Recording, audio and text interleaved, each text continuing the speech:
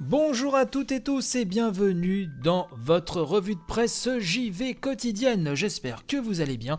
N'oubliez pas, il y a le Family Pack numéro 3 qui a été posté hier sur ce même flux. On parle d'Among Us, d'Astral Chain, de Super Mario 35, mais surtout du PEGI, de la classification PEGI, de la violence dans les jeux vidéo. Quand on a des enfants qui jouent à la maison, c'est vrai que ce sont des sujets qui sont importants, donc j'espère que l'émission va vous plaire, c'est sur ce même flux, bien évidemment. Ce matin, nous allons parler d'Alexandria Ocasio-Cortez. Alors rappelons déjà qui est cette personne qui, en 2018, alors qu'elle avait 29 ans, devenait la plus jeune élue du Congrès américain. Pour celles et ceux qui ne s'intéressent pas forcément à la politique américaine, mais qui sont joueurs et joueuses de jeux vidéo, on avait déjà entendu son nom pendant le confinement, car elle avait eu l'initiative d'aller rencontrer en fait ses concitoyens dans Animal Crossing. Oui, parce que Alexandria Ocasio-Cortez, qu'on surnomme AOC, est une gameuse. Et Courrier International nous rapporte un papier de Riot sur donc Madame Ocasio-Cortez, puisque la jeune députée, selon ce papier, a démontré une nouvelle fois qu'elle était en phase avec la jeunesse geek des États-Unis, puisqu'elle s'est lancée dans Among Us, on en parle dans le Family Pack justement.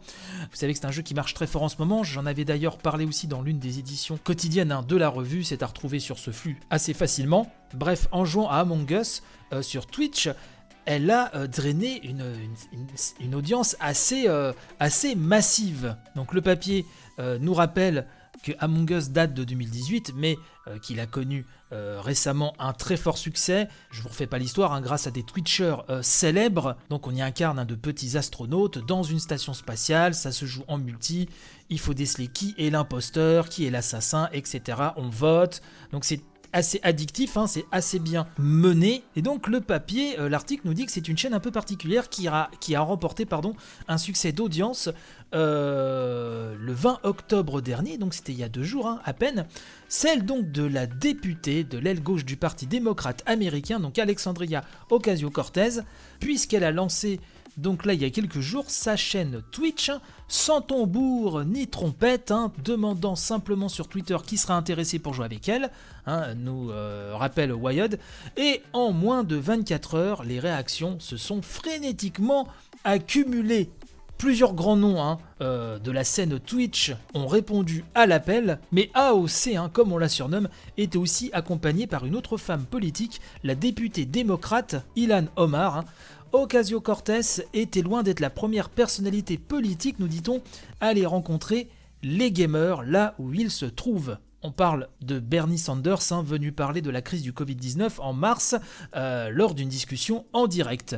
En outre, la chaîne de Donald Trump suspendue pendant un laps de temps cet été, rappelle Wired, pour non-respect des règles sur les contenus haineux. Et là, ça n'étonnera bien évidemment personne. Alors la différence fondamentale, nous dit-on, c'est que Alexandria Ocasio-Cortez est vraiment une gameuse. Elle joue vraiment. On nous rappelle qu'elle est fan d'Animal Crossing, bien sûr, comme je vous le disais il y a quelques minutes. Elle connaît également très bien le jeu League of Legends. Elle avait été par ailleurs invitée sur la chaîne Twitch de Ash Bomber Guy, qui visiblement est un Twitcher célèbre, qui au début de l'année avait organisé une diffusion de Donkey Kong 64 pour collecter des fonds d'aide aux enfants transgenres. Lors du stream donc de mardi, l'ambiance était plutôt à la légèreté, nous explique-t-on.